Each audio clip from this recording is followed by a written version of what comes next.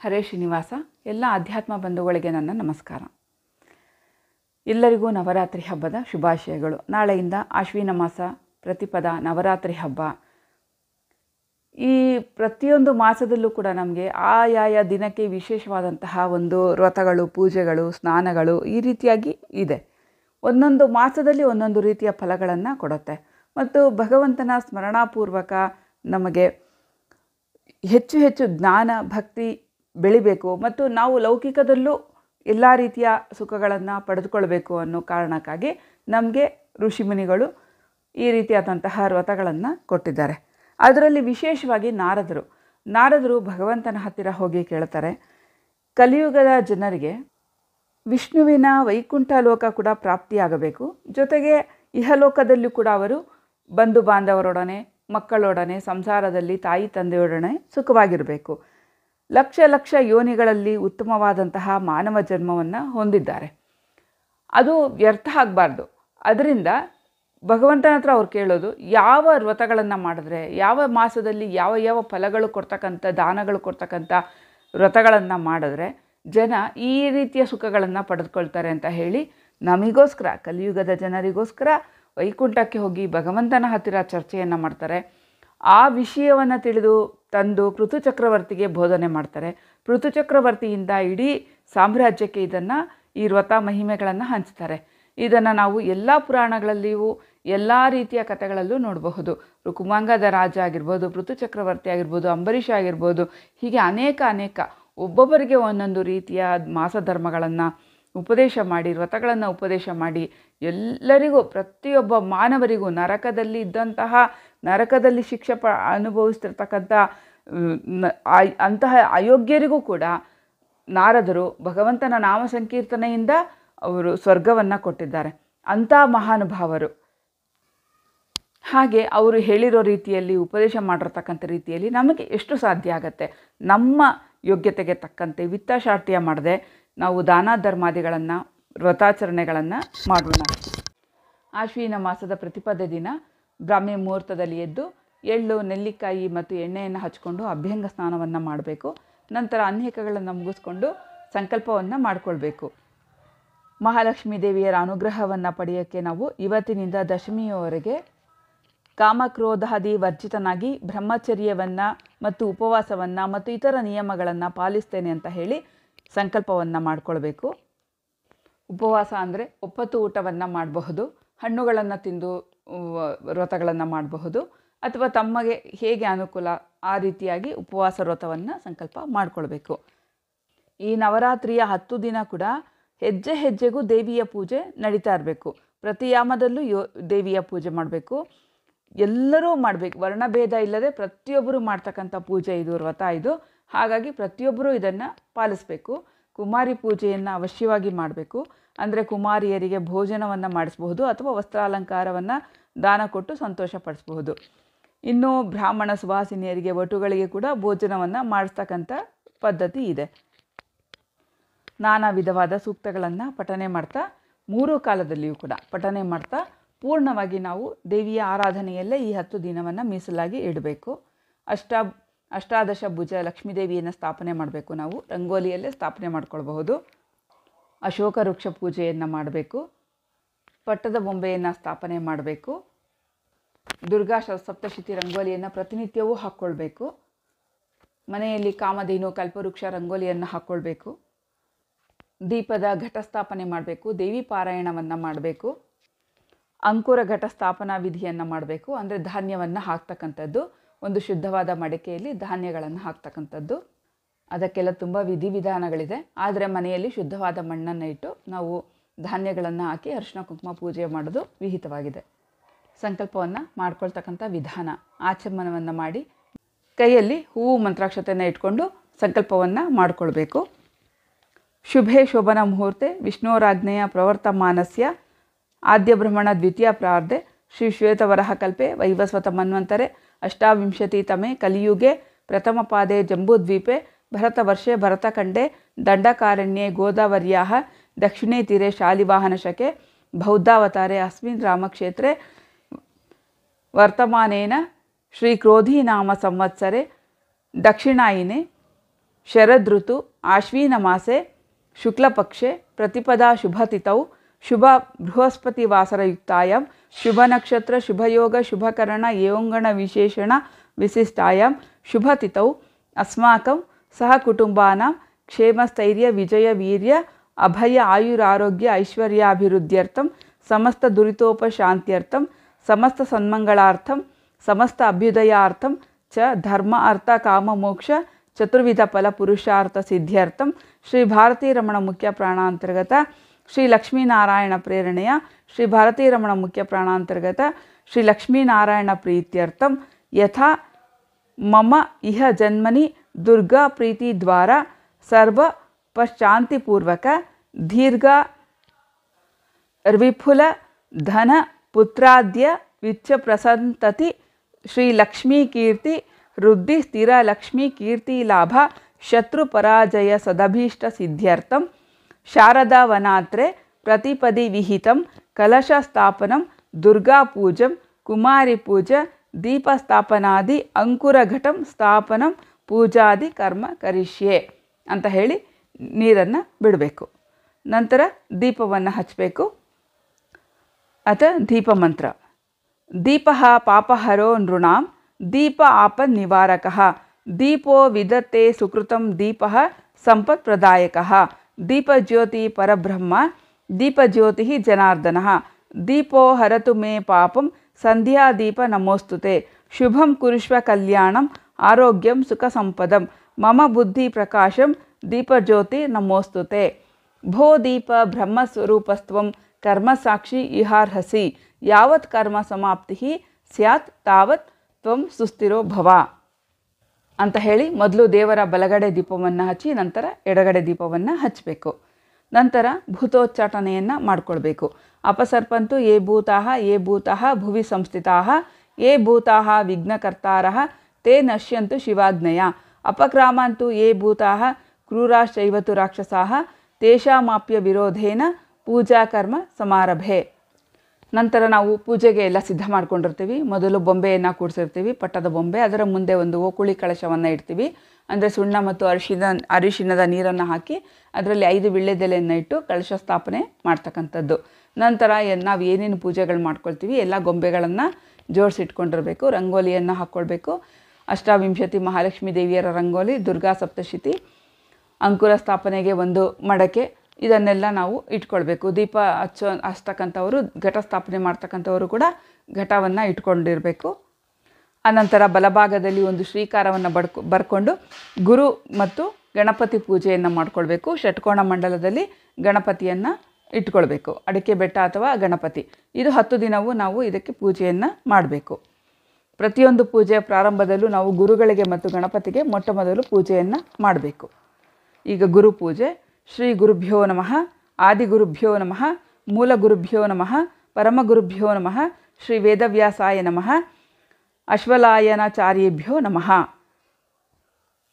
ಈಗ ಆ ಶ್ರೀಕಾರಕ್ಕೆ ಗಂಧಾಕ್ಷತೆ ಪುಷ್ಪಗಳಿಂದ ಪೂಜೆಯನ್ನು ಮಾಡಿ ಅಸ್ಮತ್ ಗುರು ಸಮಾರಾಭಂ ಟೀಕಾಕೃತ್ಪಾದ ಮಧ್ಯಗಾಂ ಶ್ರೀಮದಾಚಾರ್ಯ ಪರ್ಯಂತಾಂ ವಂದೇ ಗುರುಪರಂಪರಾಂ ಆಪಾದಮೌಳಿ ಪರ್ಯಂತಂ ಗುರುಣಾಂ ಆಕೃತಿಂ ಸ್ಮರೇತ್ ತೇನ ವಿಘ್ನ ಪ್ರಣಶ್ಯಂತಿ ಸಿದ್ಧ್ಯಂತಿ ಚ ಮನೋರಥಾಃ. ಶ್ರೀ ಗುರುಭ್ಯೋ ನಮಃ ಅನುಜ್ಞಾಂ ದೇಹಿ ಅಂತ ಹೇಳಿ ಮಂತ್ರಾಕ್ಷತೆಯನ್ನು ಹಾಕಿ ರಾಯರು ಅಥವಾ ನಮಗೆ ಯಾವ ಗುರುಗಳಿರ್ತಾರೆ ಆ ಗುರುಗಳಿಗೆ ಆಜ್ಞೆಯನ್ನು ಕೇಳಬೇಕು.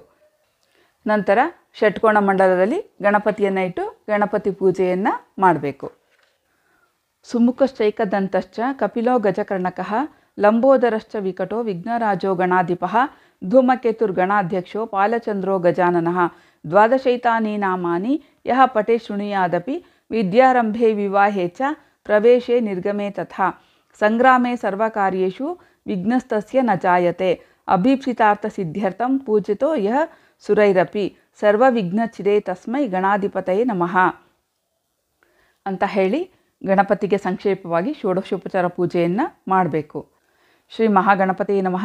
ಧ್ಯಾಯಾಮಿ ಧ್ಯಾನಂ ಸಮರ್ಪಯಾಮಿ, ಆವಾಹಯಾಮಿ ಆವಾಹನಂ ಸಮರ್ಪಯಾಮಿ, ಸ್ವಾಗತಂ ಸಮರ್ಪಯಾಮಿ, ಆಸನಂ ಸಮರ್ಪಯಾಮಿ, ಪಾದಯೋಃ ಪಾದ್ಯಂ ಸಮರ್ಪಯಾಮಿ, ಅರ್ಘ್ಯಂ ಸಮರ್ಪಯಾಮಿ, ಆಚಮನಂ ಸಮರ್ಪಯಾಮಿ, ಮಧುಪರ್ಕಂ ಸಮರ್ಪಯಾಮಿ, ಪುನರಾಚಮನಂ ಸಮರ್ಪಯಾಮಿ, ಸ್ನಾನಂ ಸಮರ್ಪಯಾಮಿ, ವಸ್ತ್ರಂ ಸಮರ್ಪಯಾಮಿ, ಉಪವೀತಂ ಸಮರ್ಪಯಾಮಿ, ಆಭರಣಂ ಸಮರ್ಪಯಾಮಿ, ಗಂಧಂ ಸಮರ್ಪಯಾಮಿ, ಪುಷ್ಪಾಣಿ ಸಮರ್ಪಯಾಮಿ, ಧೂಪಮಾಘ್ರಾಪಯಾಮಿ, ದೀಪಂ ದರ್ಶಯಾಮಿ.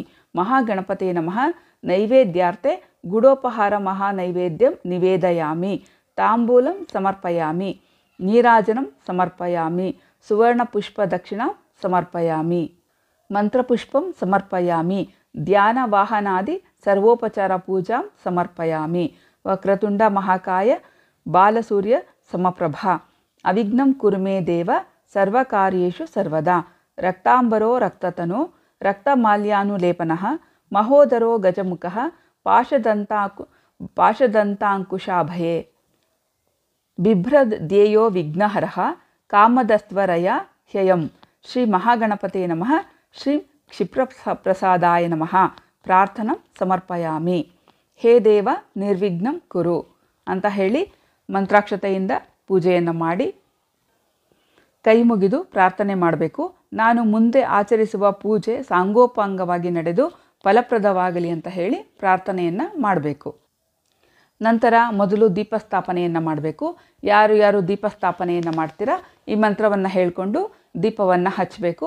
ಈ ದೀಪ 10 ದಿನಗಳ ಕಾಲ ಇರಬೇಕು. ಕಡೆಯಲ್ಲಿ 3 ದಿನ ಹಚ್ತೀವಿ ಅನ್ನೋರು ಕೂಡ ಈ ಮಂತ್ರವನ್ನು ಹೇಳಿ ಹಚ್ಚಬಹುದು. ಮೊದಲು ಪ್ರಾರಂಭ ಮಾಡಿ ಮಧ್ಯದಲ್ಲಿ ಬಿಟ್ಟು ಮತ್ತೆ ಕಡೆಯಲ್ಲಿ ಹಾಗೆಲ್ಲ ಹಚ್ಚಬಾರ್ದು. ನಾವು ಯಾವಾಗ ಸಂಕಲ್ಪ ಮಾಡ್ತೀವೋ ಅಲ್ಲಿಂದ ದಶಮಿಯವರೆಗೂ ಅದು ಕಂಟಿನ್ಯೂ ಇರಬೇಕು.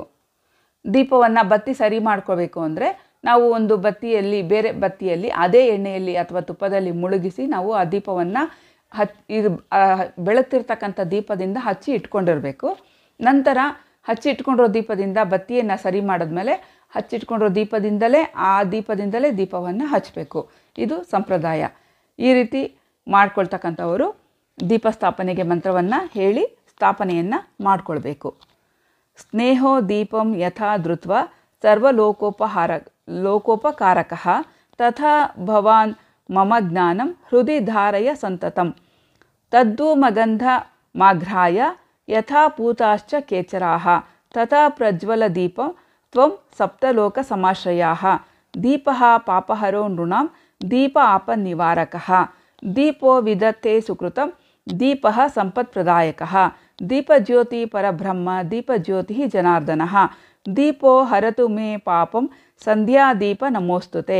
ಶುಭಂ ಕುರುಷ್ವ ಕಲ್ಯಾಣಂ ಆರೋಗ್ಯಂ ಸುಖ ಸಂಪದಂ. ಮಮ ಬುದ್ಧಿ ಪ್ರಕಾಶಂ ದೀಪಜ್ಯೋತಿರ್ನಮೋಸ್ತುತೆ. ಭೋ ದೀಪ ಬ್ರಹ್ಮಸ್ವರೂಪಸ್ತ್ವಂ ಕರ್ಮಸಾಕ್ಷಿ ಇಹಾರ್ಹಸಿ. ಯಾವತ್ ಕರ್ಮ ಸಮಾಪ್ತಿ ಸ್ಯಾತ್ ತಾವತ್ ತ್ವಂ ಸುಸ್ಥಿರೋ ಭವ. ಆನೇನ ದೀಪಸ್ಥಾಪನೇನ ಅಸ್ಮದ್ಗುರುವಂತರ್ಗತ ಭಾರತೀರಮಣ ಮುಖ್ಯ ಪ್ರಾಣಾಂತರ್ಗತ ಮಮ ಕುಲಸ್ವಾಮಿ ಪ್ರಿಯತಾಂ ಶ್ರೀ ಕೃಷ್ಣಾರ್ಪಣ ಮಸ್ತು. ಈ ಮಂತ್ರವನ್ನು ಹೇಳಿಕೊಂಡು ದೀಪವನ್ನು ಹಚ್ಚಿ ಕುಲದೇವರಿಗೆ ಸಮರ್ಪಣೆಯನ್ನು ಮಾಡಬೇಕು. ನಂತರ ನಾವು ಅಂಕುರ ಘಟ ಸ್ಥಾಪನೆಯನ್ನು ಮಾಡಬೇಕು. ಅದನ್ನು ಭೂಸ್ಪರ್ಶ ಮಾಡಬೇಕು. ಅಂದರೆ ಭೂಮಿಯಲ್ಲಿ ಇಟ್ಟು ನಾವು ಅದಕ್ಕೆ ಶುದ್ಧವಾದ ಮಣ್ಣನ್ನು ಗೋಮಯವನ್ನು ತುಂಬಿ ನವಧಾನ್ಯಗಳನ್ನು ಹಾಕಬೇಕು. ಇದು ವೇದ ಮಂತ್ರದಿಂದ ಇರೋದರಿಂದ ನಾವು ಇದಕ್ಕೆ ಅರಿಶಿಣ ಕುಂಕುಮ ಹೂವನ್ನು ಸಮರ್ಪಣೆ ಮಾಡಿ ಅರ್ಘ್ಯಂ ಸಮರ್ಪಯಾಮಿ, ಪಾದ್ಯಂ ಆಚಮನಂ, ಮಧುಪರ್ಕಂ, ಪುನರಾಚಮನಂ, ಸ್ನಾನಂ, ವಸ್ತ್ರಂ, ವಿಭೂಷಣಂ, ಉಪವೀತಂ, ಆಸನಂ, ಗಂಧಂ, ಪುಷ್ಪಂ ಸಮರ್ಪಯಾಮಿ. ಶಿಂಶುಮಾರಾದಿಭ್ಯೋ ನಮಃ. ಕೃಧೋರ್ಕಾದ್ಯಾವರಣಾದೇವತಾಭ್ಯೋ ನಮಃ. ಅಥ ಧೂಪಮಾಘ್ರಾಪಯಾಮಿ, ದೀಪಂ ದರ್ಶಯಾಮಿ. ನೈವೇದ್ಯಾರ್ಥೆ ಅಮೃತೋಪಹಾರ ಮಹಾನೈವೇದ್ಯಂ ಸಮರ್ಪಯಾಮಿ. ಪುನರ್ಧೂಪದೀಪೌ ಸಮರ್ಪಯಾಮಿ. ನೀರಾಜನಂ ಸಮರ್ಪಯಾಮಿ. ಛತ್ರಚಾಮರಾದ್ಯುಪಚಾರಾನ್ ಸಮರ್ಪಯಾಮಿ. ಶ್ರೀ ಲಕ್ಷ್ಮೀನಾರಾಯಣಾಯ ನಮಃ. ಯಃ ಸರ್ವಗುಣಸಂಪೂರ್ಣಃ ಸರ್ವದೋಷವಿವರ್ಜಿತಃ ಪ್ರಿಯತಾಂ ಪ್ರೀತ ಏವಾಲಂ ವಿಷ್ಣುರ್ಮೇ ಪರಮಃ ಸುಹೃತ್. ಅಸ್ಮದ್ಗುರುವಂತರ್ಗತ ಶ್ರೀಮದ್ ಹನುಮ ಭೀಮ ಮಧ್ವಾಂತರ್ಗತ ಶ್ರೀ ರಾಮಕೃಷ್ಣ ವೇದವ್ಯಾಸಾತ್ಮಕ ಶ್ರೀ ಲಕ್ಷ್ಮೀ ಅಯಗ್ರೀವಃ ಪ್ರಿಯತಾಂ ಪ್ರೀತೋ ವರದೋ ಭವತು. ಶ್ರೀ ಕೃಷ್ಣಾರ್ಪಣ ಮಸ್ತು. ಅಚ್ಯುತಾಯ ನಮಃ ಅನಂತಾಯ ನಮಃ ಗೋವಿಂದಾಯ ನಮಃ. ಅಚ್ಯುತಾಯ ನಮಃ ಅನಂತಾಯ ನಮಃ ಗೋವಿಂದಾಯ ನಮಃ. ಅಚ್ಯುತಾಯ ನಮಃ ಅನಂತಾಯ ನಮಃ ಗೋವಿಂದಾಯ ನಮಃ. ಅಚ್ಯುತಾನಂತ ಗೋವಿಂದೇಭ್ಯೋ ನಮಃ ಅಂತ ಹೇಳಿ ಈ ಅಂಕುರ ಘಟ ಸ್ಥಾಪನೆ ಮಾಡಿಕೊಳ್ಬೇಕು. ಇದು ಮೊಳಕೆ ಬರೋದನ್ನು ಮನೆಯಲ್ಲಿ ನೋಡಬಾರ್ದು ಅಂತ ಹೇಳಿ ಮೇಲೆ ಒಂದು ಬಟ್ಟೆಯನ್ನು ಅಥವಾ ಏನಾದರೂ ಒಂದು ಪೇಪರನ್ನು ಮುಚ್ಕೊಳ್ಬೇಕು. ಈ ಮೊಳಕೆ ಹೇಗೆ ಬರುತ್ತೆ ಅನ್ನೋದು ಮುಖ್ಯ. ಮೊಳಕೆ ತುಂಬ ಚೆನ್ನಾಗಿ ಬಂದರೆ ನಮ್ಮ ಜೀವನದ ಒಂದು ದಾರಿಯನ್ನು ಅದು ತೋರಿಸುತ್ತೆ. ನಂತರ ಅಶೋಕ ವೃಕ್ಷದ ಪೂಜೆಯನ್ನು ಮಾಡಿಕೊಳ್ಬೇಕು. ಹೀಗೆ ನಾವು ಏನೇನು ಮಾಡ್ಕೊಳ್ತೀವಿ ಅದಕ್ಕೆಲ್ಲ ದುರ್ಗಾ ಪೂಜೆಯನ್ನು, ದುರ್ಗಾ ಸಪ್ತಶತಿ ಮಂಡಲಕ್ಕೆ ದುರ್ಗಾ ಪೂಜೆಯನ್ನು ಮಾಡಿಕೊಳ್ಬೇಕು. ಅಷ್ಟಾದಶ ಮಹಾಲಕ್ಷ್ಮಿಗೆ ನಾವು ಪೂಜೆಯನ್ನು ಮಾಡಬೇಕು. ಜಯಂತಿ, ಮಂಗಳ, ಕಾಳಿ, ಭದ್ರಕಾಳಿ, ಕಪಾಲಿನಿ, ದುರ್ಗಾ, ಕ್ಷಮ, ಶಿವ, ಧಾತ್ರಿ, ಸ್ವದಾ, ಸ್ವಾಹ ಈ ರೂಪಗಳಲ್ಲಿರುವ ಮಹಾಲಕ್ಷ್ಮೀ ದೇವಿಯೇ ನಿನಗೆ ನಮಸ್ಕರಿಸುತ್ತೇನೆ ಅಂತ ಹೇಳಿ ಪೂಜೆಯನ್ನು ವಿಧಿಪೂರ್ವಕವಾಗಿ ಮಾಡಿಕೊಳ್ಬೇಕು. ಶಕ್ತಿಯಾನುಸಾರ ಪ್ರತಿನಿತ್ಯವೂ ನೈವೇದ್ಯಗಳನ್ನು ಮಾಡಬೇಕು.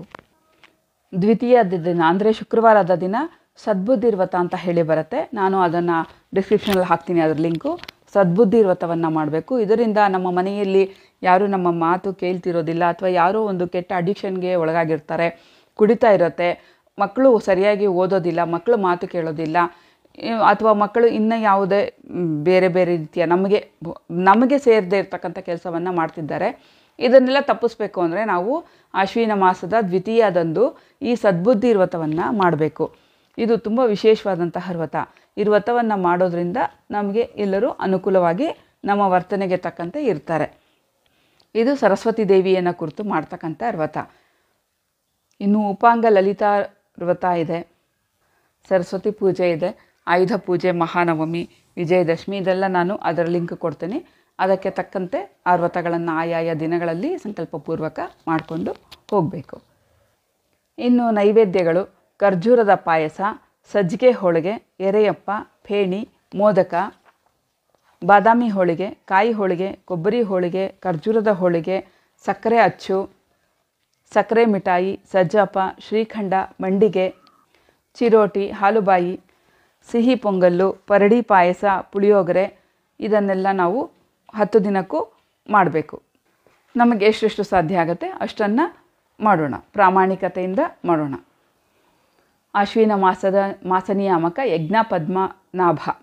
ಮೊದಲು ಮಾಸ ನಿಯಾಮಕ ಶ್ರೀ ಯಜ್ಞ ಪದ್ಮನಾಭಾಯ ನಮಃ ಅಂತ ಹೇಳಿ ಸ್ಮರಣೆ ಮಾಡಿಕೊಂಡು, ಕುಲದೇವರನ್ನು ಸ್ಮರಣೆ ಮಾಡಿಕೊಂಡು ಪೂಜೆಯನ್ನು ಸಂಕಲ್ಪ ಮೂಲಕ ಪ್ರಾರಂಭ ಮಾಡಬೇಕು. ಪ್ರತಿನಿತ್ಯವೂ ಆರತಿಯನ್ನು ಮಾಡಿ ನೈವೇದ್ಯವನ್ನು ಬೆಳಿಗ್ಗೆ ಸಾಯಂಕಾಲ ಮಾಡಲೇಬೇಕು. ಮತ್ತು ಸೂಕ್ತಗಳನ್ನು 3 ಕಾಲವೂ ಪಠನೆ ಮಾಡಬೇಕು. ದುರ್ಗಾ ಸಪ್ತಶತಿ ತುಂಬ ಪ್ರಾಮುಖ್ಯವಾಗಿದೆ. ಲಕ್ಷ್ಮೀ ಸ್ತುತಿ ಎಲ್ಲವನ್ನು ನಾವು ಮಾಡ್ಕೊಳ್ಬಹುದು. ಅಂಬಾ ಸ್ತುತಿ, ದುರ್ಗಾ ಸ್ತೋತ್ರ ಈ ಥರದ್ದೆಲ್ಲ ನಮಗೆ ಎಷ್ಟು ಆಗುತ್ತೆ ಅಷ್ಟು ಪಾರಾಯಣ ಮಾಡಬೇಕು. ಆಗಲಿಲ್ಲ ಅಂದರೆ ಶ್ರವಣ ಆದರೂ ಮಾಡಬೇಕು. ಎಲ್ಲರಿಗೂ ಒಳ್ಳೆಯದಾಗಲಿ. ಹರೇ ಶ್ರೀನಿವಾಸ.